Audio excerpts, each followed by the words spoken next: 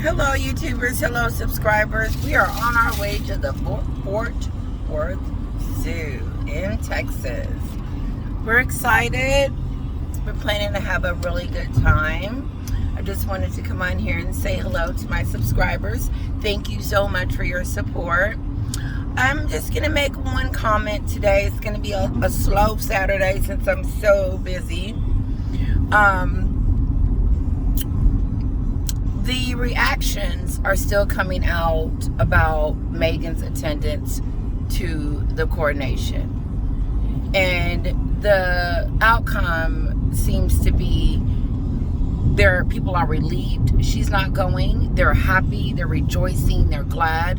They're excited that Harry is going to see his father and support him. And they're glad that she's not going. And then there's the question of if she had went, how she would have took all the focus and put it on herself with that balcony stunt and Archie's name written in stone. And, you know, like someone said, we don't really want to, when I talk about the kids, I try to talk about the kids in terms of how the parents could be affecting that. So I want to make sure that I don't say anything about the kids because I wouldn't want anyone talking about mine. However, Meghan wanted all these demands and all these things that she didn't get. And so I think she says, the hell with it. I'm not going to be in the front row. Why am I going? I could stay home and do this birthday party for Archie. It was never about you. The coronation was never about you. It never was about you. It never was. All you were was a guest. That's it. You're not a senior working royal. You don't get on the balcony. You don't get these perks because again and again and again, you and Harry got on that freedom ride from Tyler Perry's $1 billion plane and came over here running from your family. I just saw a clip where it said Meghan, they were just feeding her to the wolves.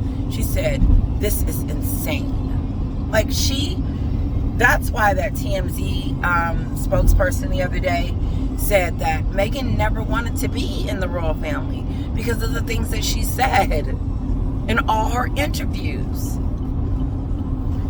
So that's why I think she's not going. She's pouting. She's doing, I'm not going to go kind of thing. And then just forget the whole thing since I'm not going to be a part of it. But all in all, she makes things about her. But people are relieved that she's not going. Like they said, Kate is probably relieved. William's probably relieved. Hey, I believe Charles is. As much as he would love to see the kids, he's probably just like, God, we ain't got to deal with her. But I would have loved to have seen the kids. And then you see the other headlines are trying to figure out really why she decided not to go.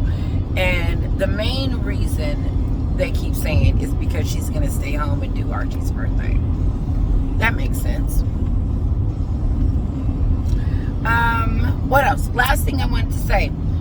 You guys let me know what you think about Sarah Ferguson.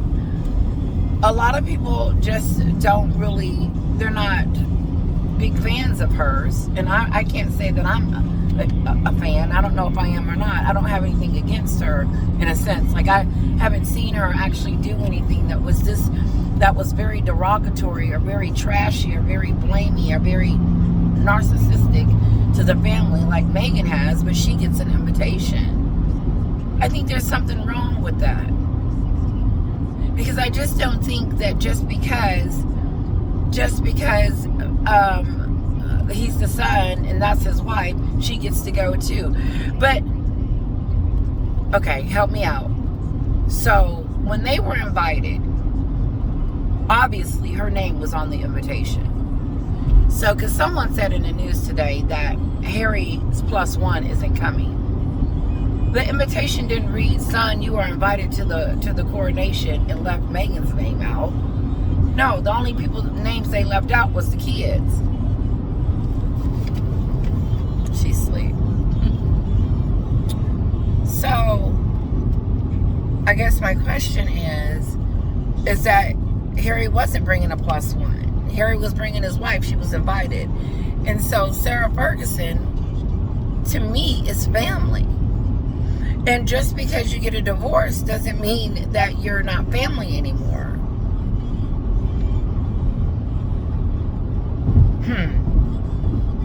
Point in case.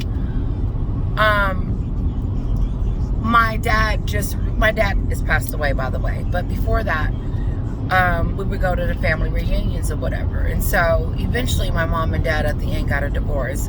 But the point is that we didn't stop doing family things together just because they were divorced or they wasn't together. No, they were expecting my dad's side of the family was expecting my mom to be there even if my dad wasn't there. And so my point is that even though you're not bloodline in the family, you're still connected to the family on so many levels. Because Eugenie and Beatrice is working, to my knowledge. They're out there working for the monarchy. They're out there, supporting the king and doing all of this stuff for the monarchy. But then you don't invite my mom? I think I would have a problem with that if I was Beatrice or Eugene. And I would probably call the king up and say, hey, I'm a little salty that you didn't invite mom. All the work that we do, that's my mom. And we're in the family. I'll never understand that. I won't ever understand why they decided that they would not invite her, because although she's not bloodline family, she's family. This is my personal opinion. You guys tell me what you think about that, because I could be too family in it, too much family. Listen, I said I was going to keep this one short. You guys have a wonderful weekend.